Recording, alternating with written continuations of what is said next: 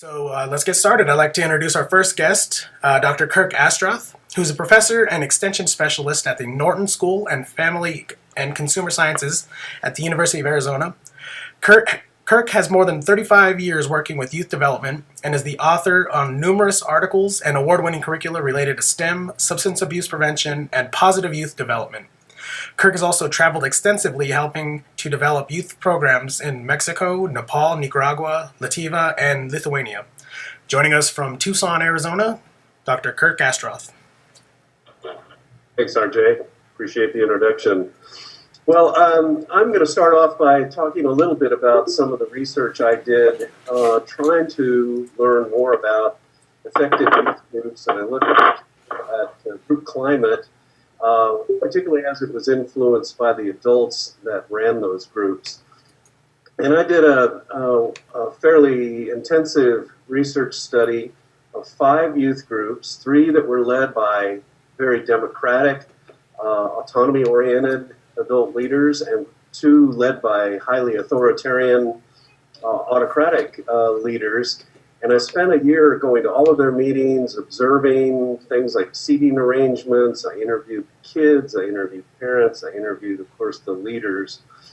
And out of all of that, I learned that there were some hallmarks, and 10 of which I'm going to share with you today, elements of vibrant youth groups. And I landed on this concept of vibrancy. Mary Pfeiffer used it in a book she wrote called Reviving Ophelia, and it was about empowering girls to take more control over their lives. And I really liked the way she framed the concept of vibrancy, and thought it really fit with what we're trying to describe as effective youth groups. So here are some of the things that I picked up that I think is relevant to your work with the Teen Science Cafes. The first point is that vibrant youth groups are concerned more with weaning rather than winning. And I use that as a point to stress that the leaders in these groups saw as their job the importance of training youth for the roles that they would eventually assume in adulthood. And they weren't focused on creating the best youth group necessarily, or beating other youth groups in the community at various competitions or in various different ways. They really were about helping the youth grow up and develop and follow that positive trajectory of positive youth development. A second point that I came up with is that vibrant youth groups are firm yet flexible. And by that I mean that the groups that I studied seemed to have an organizational framework that they held true to, but within that they were willing to experiment with seating arrangements, with meeting dates, with the ways they conducted their meetings, but they were true to their mission and their core and didn't really change that. Whereas really ineffective youth groups were changing things all of the time, not really knowing why they were changing other than people requested modifications in what they were doing. So really effective youth groups have a core of traditions, rituals, ceremonies, things that they hold to. A third point is that vibrant youth groups work hard and play hard. And all of us know that when you're working with teenagers, you've got to provide social time for them, as well as time to focus on whatever the purpose of the group would be. And I found that to be true in the groups that I studied, that these really vibrant youth groups worked hard, but they played hard too. And the kids that were involved in those groups really appreciated the social time as well as the time to focus on task.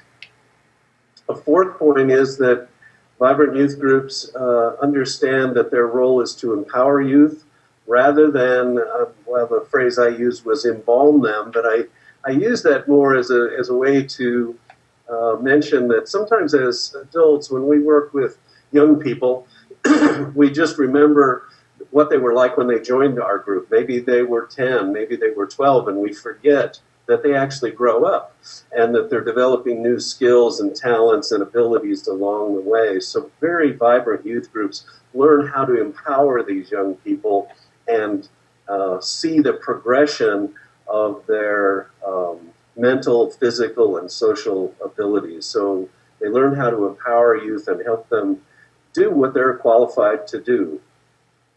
A fifth point is that really vibrant youth groups communicate and listen to one another. I think that's pretty obvious to all of us that when you're working with young people, they want to be respected, they want to be appreciated, they want to be engaged, and they want to be heard. It's just like all of us in our places of work. Many of these same principles apply to the places where we work. And when we're respected, when we get to communicate, when we can share ideas in a safe environment, we're more likely to feel comfortable in those groups.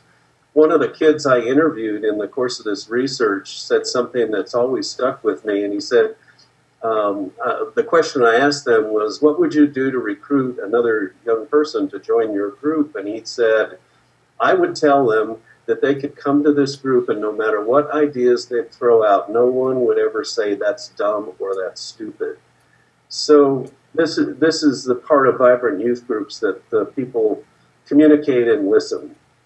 The sixth point is that really vibrant youth groups are able to achieve a balance between what I call chaos and rigidity. There's a phrase out there that was popularized by a researcher some years ago called chaotic, and it's the melding of chaos and order. But really effective youth groups, we found, were able to walk this fine balance beam between being just flexible enough but not too rigid. And what I found was very ineffective youth groups were often devastated by changes, or things were so rigid that they were unable to fit into new circumstances, and something new came along, the whole group panicked and they weren't sure how to deal with that. Seventh point is that vibrant youth groups affirm and support one another. Again, this is something that I think that we can all relate to.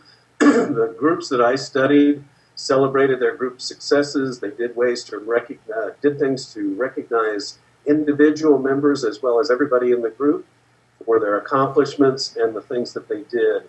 And again, one of the kids I interviewed said, excuse me, our goal was not to necessarily be the best, but to do our best. And I think that's a fine distinction, but it really speaks to me about how vibrant youth groups differ from ineffective ones. The eighth point is that vibrant youth groups use a mentoring systems to socialize new members. So many of these clubs had older members adopt or shadow younger members and bring them into the tradition, the culture, the expectation. So mentoring system was very key, and I think Natalie's going to touch on that in her remarks. A ninth point that I made was that vibrant youth groups value and practice service to others. So they develop a community service ethic in the group that's not because it's expected or because it's part of some requirement or something like that, but they do it because they like it, and they don't just value it, they practice it out in the community, making sure that they're sharing their talents and knowledge with other people. And the 10th point is that vibrant youth groups take time for training. I know many of us as adults, when we work with young people, sometimes we want to throw up our hands and just say, oh, it'll just be easier and quicker if I just do it myself. And in vibrant youth groups, we found that the adults really took time for training to help the youth learn the process of getting things done and what it took. And even though it might be slower and it might not be as perfect as we might realize, they recognize that was part of the training process. And lastly, I would just say that the conclusion I came to is that really vibrant youth groups result from a synergy that's involved with all 10 of these elements. And so it's not good enough just to have 1 or 2 or 3 of these things in place. You need to strive to have all 10 of them in place to really create what I called a vibrant youth group. And I would want to end with another researcher who I greatly respect, Alfie Kohn. He's written a number of books about rewards and competition, and he observed that youth acquire a sense of significance from doing significant things. And I think if we can remember that in all that we do, we'll be best served. So thanks for the time today. I look forward to the questions, and I'll turn it back to RJ. All right, thanks, Kirk. You're going to hang out for a few minutes while Natalie and Tony give a little talk, and then you'll join our panel for taking any questions that we'll have. And like I said, we'll have questions after the all three presenters have presented. So we'll just jump right into our second presenter of the day. Our second expert is Natalie Bachman. She is the STEM Outreach Program Associate at the Academy of Science in St. Louis. She's also the adult leader for the Academy Teen Science Café Youth Group, which is part of the Gateway Teen Science Café node in the Teen Science Café Network. And she's been the adult leader for just over a year now at Cafe. So without any further ado, Miss Natalie Bachman. Mrs. Natalie Bachman. Right. Thank you. Hi, everybody. First of all, thank you so much for having me. Just to give you guys an idea about who they are, I would like to introduce a little bit about the Teen Science Cafe Academy of Science St. Louis Youth Leaders. We started off the year by accepting about 40 youth leaders from a pool of about 80 that applied to be a part of the youth leadership team. And I'm happy to say that we have about 30 youth leaders that are actively participating in our meetings, our dry runs, and our cafes. And we've been averaging about 15 to 20 youth leaders at our events, so I'm extremely happy about that. For this year, some of the great tips that I learned actually came from the August Teen Science Cafe Network Conference that was held in Albuquerque, New Mexico. So for all of you that have held a session at that conference, thank you so much. I really appreciate it, and I learned a lot. For example, this year with our planning meetings, we have implemented some new ideas such as starting the meetings with fun snacks and a fun, energetic icebreaker. And then we jump into a quick leadership learning activity and or lesson, and that could be anything from a listening activity to developing and sharing an elevator pitch. And then we begin to talk about our cafes, of course, that's why we are there. And because we have so many youth leaders they wanted to serve, they each choose a committee to be on, and these committees include a social media committee, a speaker committee, a welcoming committee, and a food and decorations committee, of course. And on each committee, I have at least 2 mentors, which Kirk had mentioned, and these mentors are students that have served on the youth leadership team in past years, and those mentors act as a connection between the group and myself. That way, if I have a question, I go to that youth mentor, and then that youth mentor asks the entire committee that question, and then relays that back to me. This offers teens another opportunity to take a leadership role, and one that they can actually use in college or on a job application or even a resume. To create vibrant youth leaders, I believe it's important to have teens with guidance do create on their own, so that they are more vested with a sense of pride and ownership in that program. So when they participate in a successful cafe, for example, they both know and see, hey, this was an icebreaker that I helped create, and I saw that it did good. The cafe attendees seemed to really enjoy it. Or this was a cafe speaker gift that really put a smile on the presenter's face. Or these were table decorations that got the attending students excited about what was to come. And kind of backtracking to social media, my social media committee has really blossomed this year. I am super proud of them. At our meetings, I set the committee up with a computer, and access to Canva.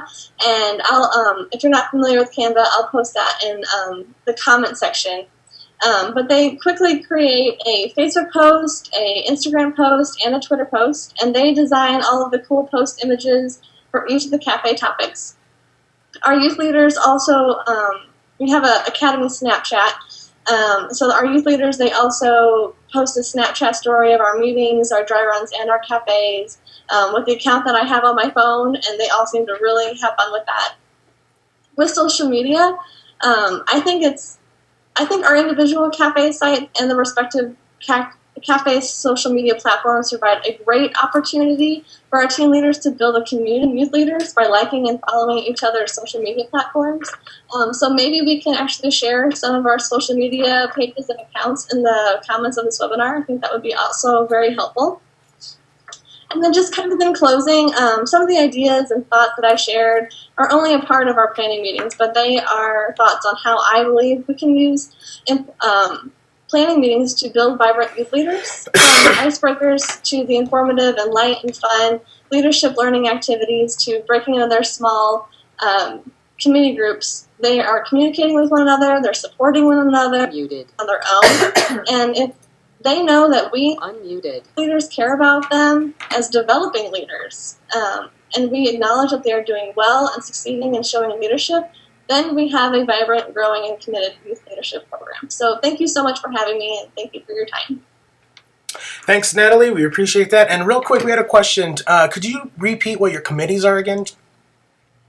Oh, yeah. So we have a social media committee, a welcoming committee, a speaker committee, and a food and decorations committee.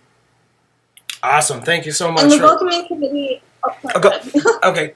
I'm going to move on to Tony real quick, and then we'll have some more questions, and the panel will be able to answer a lot more questions after this. And we will move on to Tony. Our next guest is Tony Smith, who's the adult advisor for the Teen Science Café Seattle through the Pacific Science Center. He previously worked with teen programs at OMSI in Portland, Oregon, and mentored high school student leaders who volunteered with the Outdoor School program out of Portland. In addition to the Teen Science Café at the Pacific Science Center, Tony is the program coordinator for the Science Communication Fellowship, training local scientists in communications and facilitation. Joining us from Seattle, Washington, Mr. Tony Smith. All right, thanks for that introduction, RJ. So I run the Teen Science Cafe here in Seattle. So I have done that for actually a little bit less than a year, specifically here. But we're getting started with our cafes this year, and as the introduction said, I've got some experience in a couple of other types of youth leadership programs as well. So hopefully, between the three of us, Kirk and Natalie and myself, we can get some good information out for this today. So like Natalie, our teen cafes here in Seattle are broken up into a couple of marketing committees. So we have about 15 youth leaders this year. Our numbers are a little bit down from what they have been in the past. We didn't have quite as many people returning. We thought, actually, we found out a lot of them were seniors and they graduated. So it's one of the challenges that we'll kind of always be coming up against is how do you manage those things? But our board is also led by one teen in particular who is our teen board leader, and that person has she's got 2 years of experience on the board. And is involved with several other extracurricular activities at her school. She and a couple of the other previous year board members applied over the summer for that position, and then I kind of treated that as like a job. So gave them the opportunity to submit an application. They came in and interviewed with me, and then I selected one of them for the leader of the board. Our committees are also led by one person for each committee. So again, people who have been involved in the cafes in the past. So our committees are pretty similar to the way that Natalie's got hers. So we have a marketing committee, which is largely they do a lot of social media. They're also in charge of the paper flyers that we produce and getting the digital copies of those around to different areas. One of the things that we're going to try this year is getting some of those flyers up in like cafes or other places that teams might hang out around Seattle to get the word out a little bit more. Our activities committee helps the scientists develop their activity that they do for their presentation and does a lot of work with them running the activity. Some of our scientists already have something in mind that they want to do. Other ones need a little bit more help. And so the activities committee are really great with that. Our content committee are the folks who do the introduction and some of the run of show for the events. They interview the scientists to get their bio, not only in like I went to school here and then I went to school here and then I got this job here, but also kind of what their motivations are in being a scientist, as well as kind of what were they like as a teenager and what were some of the things that influenced them along the way. Our hospitality and logistics committee is in charge of the setup and then running our welcome table that we have where teens who are joining us who are not on the board, they come in, they sign in, we get their emails and add them to the list so that we can email them about future events, as well as get entered for the prize drawing that we do. So we have those committee heads for each of those committees, the leader of the board, and then the other board members pick a different committee for each year, or sorry, not each year, for each month. So they'll spend the month with that event, and then for some of them that means on the marketing committee for the next month following that cafe, leading up to the one after that. They will be kind of the ones in charge of the social media accounts and really posting those things both to their own personal accounts as well as using the Teen Science Café Seattle accounts as well. One of the things that I really find really important about this program, and I know it's a big part of it for a lot of people in the network, is really empowering those youth leaders to make the decisions and that it's their program. As an adult advisor, I really think of myself in that capacity as it's my job to make sure that we're kind of heading in more or less the right direction. But we sometimes stray off track or those kinds of things, but then taking note of those and having conversations later about, so why did that happen, or what went wrong with that, or why did nobody show up for our cafe this month, or those kinds of things. So really making sure that they're empowered for those things. One of the things that we're able to offer our Teen Science Cafe members through Pacific Science Center is a membership to the Science Center, so that gives them access to the exhibits that we have, to the traveling exhibits that come through. They also get IMAX, and we have a Laser Dome here, so they get tickets to those as well. And then those IMAX and Laser Dome tickets are things that we also use for prizes during our cafes as well. So those are some of the things that we really try to do. Some of the things we can give to them. Having kind of a smaller group with 15, I was hoping for somewhere around like 20 or 25. I think that would have been really great to have. We've had larger groups in the past, and it's kind of led to a little bit of kind of, I don't want to say like complacency, but a little less accountability because there's much more of an opportunity for like, oh, there's so many people, somebody else will just do that. So with it being a smaller group, they really seem to be looking around and like, oh, well, we better do it because nobody else is going to, and that kind of thing. So it's really had some very positive effects for us. So those are some of the things that we do here in Seattle, and I'm looking forward to all of the questions, and thanks everybody for having us on here and all of that. So. Excellent, Tony. Thank you so much. And Kirk, Natalie, Tony, thank you guys so much for sharing your perspectives. And we are going to open up the phone lines now, phone and internet lines. If you want to type in your question in the chat box on the right side of the screen, if you're logged on through the internet, you can do that as well. So if anyone has any questions on the telephone, you're open to ask now. And maybe to get things started, there was a question sent in from somebody who was not able to be here. How many is too many for a youth group? I'll throw that to you, Kirk. Okay. Well, I think the ideal size for a youth group is around 30. And perhaps it's for some of the reasons that Tony talked about. You get too many people, and there is this sense of complacency that may develop if everybody thinks, well, somebody else will eventually step forward and get that done. I've mentioned before that I've worked with some groups that had as many as 200 kids in them, but those groups were effective because they broke into much smaller groups so that everyone was more involved and accountable. But that's a pretty rare case. So I think 30 is an ideal size, or at least an upper limit. It's also going to depend on how many adult facilitators or leaders you have with the group as well. I mean, so there's no hard and fast rule, but 30 is a good one to at least aim for. That's my opinion, and Natalie and Tony may have some different perspectives as well. No, I agree. It all depends on how many adult leaders you do have. And like I said before, we started off the year with about 40 youth leaders that were accepted. And then, you take into the consideration that maybe not all will show up, so you want to make sure that you also have enough help. And then one of the missions of the Academy of Science St. Louis is to promote the public understanding of science and making science available to all. So that's a part of our mission. And so we have a lot of students. So we have a number of of questions in the chat box, and one of them is from just lost it.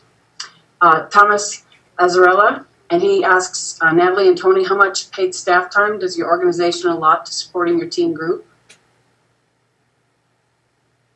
That is a really good question. We don't have necessarily a like kind of hard and fast numbers for that. I know that I spend probably between 5 and 10 hours per week, kind of on average.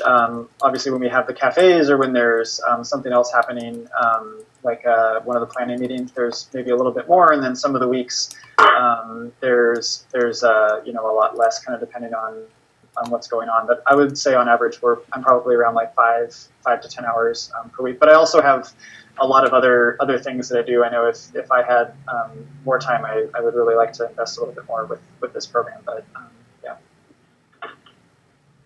Yeah, I can also agree with that. Probably maybe I'd say 10 to 15 hours, maybe like a month, maybe just between, if you think about 2 hours for planning meeting, 2 hours for dry run, and also the cafes and figuring in the cleanup and the shopping and the emailing everybody. So it does add up very quickly, and then also evaluations that we plug in at the end. So yeah, maybe on average. So can you clarify that? That was 15 hours a month, you're saying, Natalie? Yeah, probably for me, yeah. Okay. Yeah, I would guess actually on a monthly basis, that would probably be pretty similar to what I'm running to. Okay, Tony, they'd also like you to repeat what how you organize your teens into groups. Your committees. Yeah. So we have the marketing committee, the activities committee, the content committee, and the hospitality/logistics committee. Those used to be two separate ones, but with kind of the lower numbers, we merged those ones together because they actually do some pretty similar things. And then kind of over all of them, or kind of leading all of them, I guess I should say, is the one team leader of the board. Great, thanks. Amanda Nicholson from Farmington is asking, are there suggestions for starting a Teen Science Cafe in a smaller city? Two of you are both in large cities. Yeah. RJ, you're in a small city. I am in a small city. I am the adult leader for the Los Alamos site. Suggestions for starting are just finding... The adult leader is going to have to do some of the legwork and go to the local high schools, talk to the high school teachers, counselors, vice principals, athletic directors, whoever you could talk to about the program, and try to get 2 or 3 teens from them that can help you start your base. So once you get those 2 or 3 teens, they'll be able to help you recruit other teens. That's where you'll build your teen leadership from. So I stepped into an already developed program here in Los Alamos, but from the history that I've seen, it starts with just those 2 or 3 teens that you could get from the high school, and then talking to the high school teachers. They're very excited about having their students attend programs like this. So they'll encourage their students, and any information you give them, they'll always send out to them. So it's in smaller towns like Los Alamos, and I think Amanda's in Roswell. The teachers help out a lot. It's a small town community, small town feel. They really help push the teens to you. Yeah, if I could just jump in for a second too with that, I would recommend that depending on the resources that are in your small city, looking at YMCAs, looking at your 4-H programs, if you've got some community colleges or even the land-grant university system that has a college of science. Those are a lot of different ways to try to network in with existing organizations that may have youth that have been interested in this that will get involved. And I've been doing a lot of work recently with YMCA around their national science initiative called Thingamajig. And their local sites are really getting behind some STEM education. Could be a way to involve older kids. So, if you are asking the question about where would you find scientists, teens like anything related to death, destruction, disaster. And so even in every small town, you have firefighters and maybe forest firefighters. You've got an undertaker. How do you embalm a body or cremate a body? There's just we've had crime scene investigators come in and talk about how they really do those investigations. You did. Seattle had an awesome cafe where they had the Office of Medical Investigations came in and they simulated one of the teens dead and had all these body wounds and such, and they had to figure out whether an axe or a saw or what it was that cut up that teenager. So you've got lots of professionals within small towns that are doing pretty exciting and science that teens can connect to. As a side note onto that teen who was pretending to be dead is now our teen board leader. So that was one of the interview questions that I had for them was, what is one of your favorite memories from past Teen Science Cafes? And that was hers. And actually all of the ones that who I interviewed, about 5 of them, they all said it was that same one. So yeah, that I mean, even in a small town, obviously Seattle is not, but those other experts in those kind of different career fields, that's definitely an interesting thing. I'm sure that there would be a lot of interest from teams about that. Excellent. We had a question sent in to us over the week. Have you ever been in a situation where a teen is either overcommitted to too many clubs and doesn't give their all to your group, or maybe a teen that's kind of disruptive to your teen leadership meetings, and how do you handle them? We'll start with Natalie. Okay, sounds good. Thank you. For the overcommitted teen, I guess that is one of the reasons why we accept so many, because we know that something is going to come up, and because we want to make everybody have access to science, and if they do have an interest and they do want to participate, then we do want them to come to us and be a part of the youth leadership team. As far as the destructive teen, I have not had one. I have not had an experience to where that has happened. So maybe someone else can shed some light on that topic. But I think about that they are high schoolers. They're middle school and high schoolers. They do sign up for everything. They're trying to do everything that they can, and so having an understanding of the overcommittedness is being taken into account. Tony? Yeah, so I also haven't had the experience of anybody on my teen advisory board here being really disruptive or anything like that. We do have a couple who have been pretty heavily involved in a lot of different things. We have one guy who has like a youth symphony rehearsal or something on Saturdays, but he's been on the board in the past. And was really interested in continuing to be on the board, and so we worked it out so that he just comes to our events and helps out with a lot of the setup and that kind of thing, and still really seems to enjoy it. So as far as some of the more difficult and some of the challenging teens that you might have who become disruptive or are just not as engaged or anything like that, in other programs that I've worked for. Successful strategies have been pulling that teen aside and having a conversation with them. Hopefully, over time, you've had some really positive interactions with them, and you're able to build up a lot of that rapport with your teams, and you have good relationships with them, and then you can have those personal conversations without anybody else around, and really try to identify some of those things of what is going on. Oftentimes it's external factor. There's other things happening in their lives. They are just.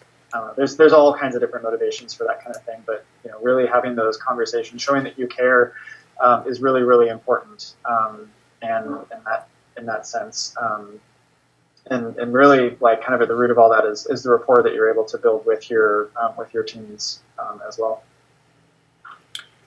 I think I agree with both Natalie and Tony on that, and just would add, I think sometimes when you have disruptive teens or teens that are acting out, it's from a need for some recognition or some sort of sense of value. And I think that the best thing that we as adults can do is do, as Tony was suggesting, investing some time sitting down individually outside the earshot of all the other youth and other adults, and find out what the interests are of that young person. And it reminds me of somebody that I learned a lot from. Said, as adults, we need to approach teens like that and say, "Come here, you little asset," rather than "Go away, you little deficit," and think about what are their strong points, how can we draw them out, figure out what their interests are, and get them engaged. That's great. That's great. Thanks, guys. We're gonna.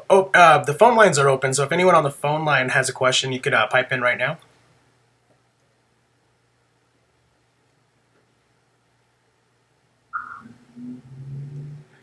Another question that we had come in was, how do you reward really committed teens? I can start off with that one if that's okay.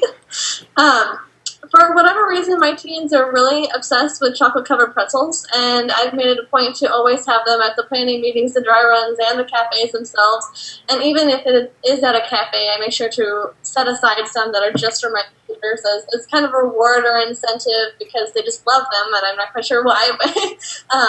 But just for example, rewarding teens, we did a youth leadership training at the beginning of the year, and I asked two mentors to do a quick presentation for new youth leaders coming in, and they had to work on a small presentation during the summer. And so once they were finished with that, I gave them a quick thank you note, just as like, thank you so much for taking your time out to do this.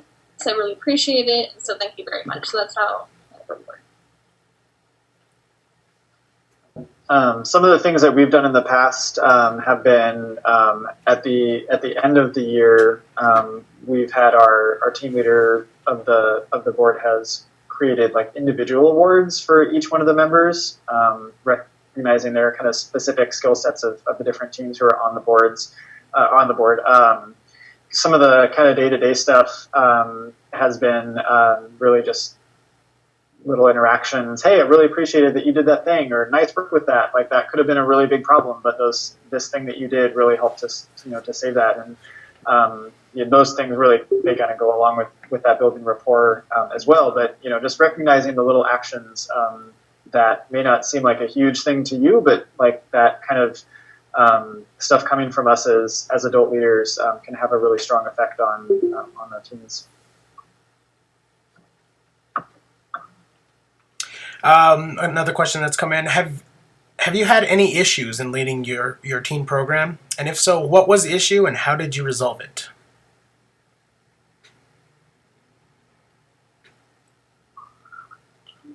That is a pretty good question.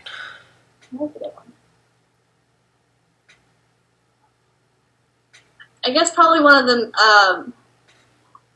the major issues that we've had would be level of communication between, when we leave the planning meeting or the dry run, that in between or 2-week period from the dry run to the cafe, depending on when those two actually take place. But I've talked to our teens, and so this is how we resolved it. We talked it out as far as like what was the best method of communication to reach them. Was it email? Did they prefer a text message? Did they prefer some sort of group chat method? But they still, like email. So that's what they want.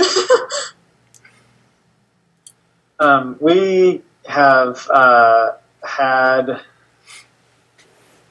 I don't remember what it was now. Our program runs perfectly. We don't have any issues.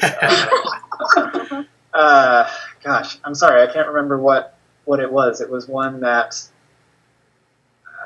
Well, for us here in Los Alamos, we had an issue last year with a venue. We were having our cafes at a teen center, at a YMCA teen center, and our cafes would run normally from 7 to 8:30. but the teen center would close normally at 8, and their staff really didn't like being there the extra hour, a half hour for the cafe, half hour to clean up and close up. So what we did is this year we found a new venue. Kind of a difficult thing to do, but if you go around, we found a new venue at the University of New Mexico Los Alamos campus, and they have a great big hall set aside for us, and we have our cafes in there now. It's kind of just a weird issue. You don't really expect to have to go look for a new venue or small issues that pop up. But it has helped because our attendance has grown from maybe somewhere 30, 40s to now we're having 60 to 90. So it did help us to be in a bigger facility as well. Yeah, I remembered my thing. So we in the past kind of had some trouble with our team showing up to the events because often they would be not scheduling the meetings for planning or sometimes even the cafes until like the week before. So that was one of those systems where the teams are in control of the program, and that's one of those times where, as an adult advisor, I kind of went, okay, so this is a thing, and let's talk about it, and what can we do? And so they mentioned that having the dates ahead of time would be really helpful. So when I sent out the applications for our program this year, I included all of the dates that they would be committing to, all of the dates for our planning meetings and all of the dates for the cafes. Partially because we moved from being offsite. We run 2 different series.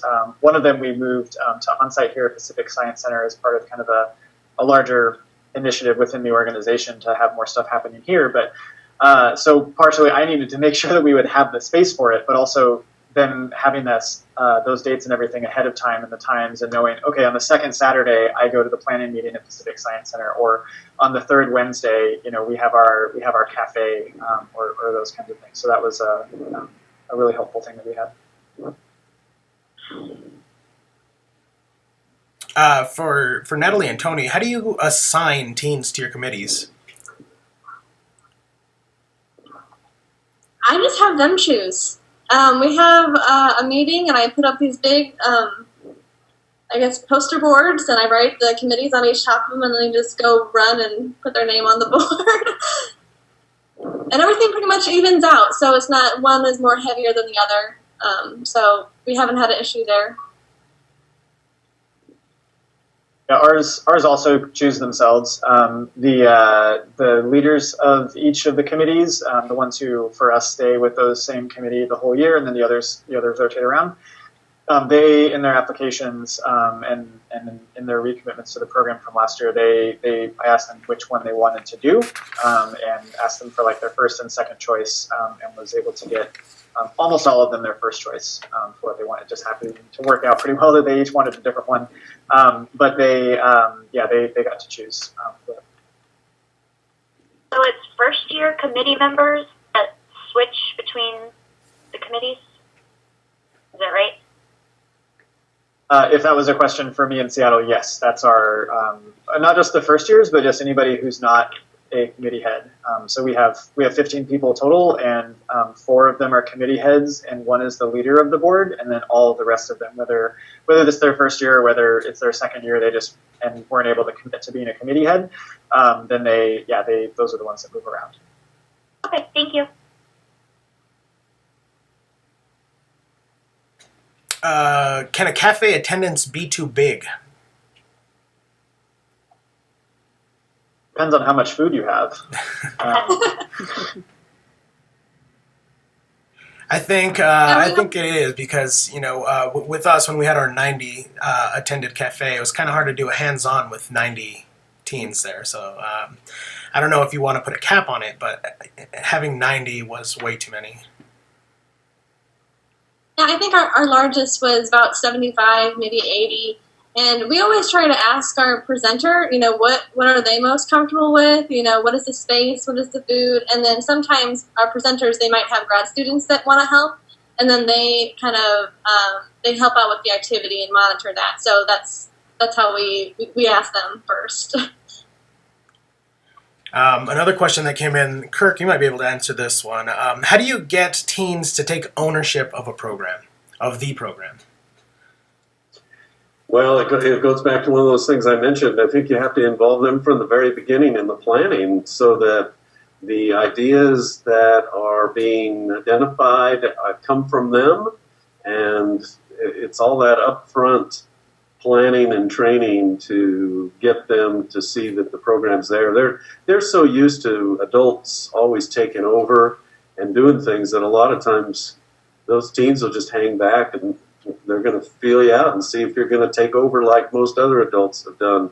But if you truly engage them and say, let's make this and fit your needs and interests and desires, they're going to be committed to that. And I think what Tony and Natalie have probably found too is when you get them on committees that they have some specific responsibilities, they're going to carry through with those. Excellent. We got a question from Dave Dooling. What kinds of preliminary hands-on activities are good? What kinds do you do in Seattle and St. Louis? Once we ask the presenter too. Normally they have a good idea of what they might want to do. For example, we have a cafe coming up at, next week, and it is on geographic information systems and caves and map surveying. And so he's also going back to what they said about doing what teens like. He's tying in a bit of Pokemon Go. So using that as kind of a lure for teens. And then he kind of came up with the idea, but he did come to the dry run, and he was open to any ideas that the teens had, and we kind of talked it out. So I think he's going to be doing some surveying activities and bringing some equipment in with the teens, and then that's going to be our activity. Yeah, a lot of our speakers come from the pool of science communication fellows. So the other kind of big part of my job here is training scientists as part of the Portal to the Public network. So I know some of you, your institutions, if you're at a science center or museum or some other place like that, you all might have those programs going on. Or some other kind of scientist engagement within your organization. So a lot of part of that training that we do with them is to develop a hands-on activity. And so some of them are just able to adapt that from being a kind of one-on-one table interaction with a family at any Saturday afternoon at the Science Center to it being like a larger group themed. We had a talk from somebody for October, which was on the neuroscience of zombies, and we played zombie tag. And she talked about kind of how diseases spread and what vaccines can do and those kinds of things. So sometimes just it doesn't have to be a super high science content activity. It can be a game that you're able to play that you're then able to sort of tie back in. That's one of the things our activities committee is able to kind of bring is some of those, and they've seen a lot of past activities as well from previous speakers. So yeah. I'm a telephone member of this conference, Donna in Farmington, and I have a question. If your teens are not old enough to drive or don't have their own vehicles, and parents drive them to the meetings, do you have some other activity for the parents during the time of these, or how do you handle parents? That's a really good question. We try to set up like an area for the parents. We don't have an activity for them per se, but we still try to separate, the teen cafe and the parent waiting room. But we just kind of set aside an area, and if there is massive amounts of food left over at the cafe, we do tell them that they can go help themselves if need be after the cafe and after all the teens have had some food. So. Yeah, we've done that as well with the parents. we have kind of it's funny because it's kind of like the opposite of a lot of, like, you have a lot of adult events and they want to bring their kids, but it's not appropriate for kids, so then you need to have like a playroom and babysitters for the kids. So we don't necessarily have that for the adults, but we do have a room that's kind of next to the space that we use here at the Science Center that they're able to kind of hang out in. We have Wi-Fi, that kind of thing. We're also just like right underneath the Space Needle here, and so there's a lot of other things to do. And for us at Seattle, there's coffee shops everywhere, so we actually don't get very many parents trying to come. We also are able to give, as far as our the board members go. This kind of ties into your question, but I think it's worth mentioning. We have built into our budget bus passes. So we're able to, or bus tickets. So for our advisory board members, one of the other things that they get in addition to a membership to the Science Center is some bus tickets to get them here for the meetings and for the events as well. So that's a way that we're able to get them. Unfortunately, we can't do that for everybody who wants to attend our events, but yeah. That's a really great question, Donna. And to answer that for here in Los Alamos, I've let the parents know that, hey, you got 90 minutes away from your kids. So if you have a task that you want to run or something, you got 90 minutes free right now. We encourage the parents not to be at the cafes because it allows their teens to ask questions they might ask that they wouldn't if their parents were there. So we do kind of ask the parents, hey, if you have something to do, go ahead and go do it. And there's a Starbucks really close by, or a coffee shop, a donut shop really close to the university that they can actually go to that's open a little bit later. So that's what we have done here in Los Alamos. But thanks you. That was a great question, Donna.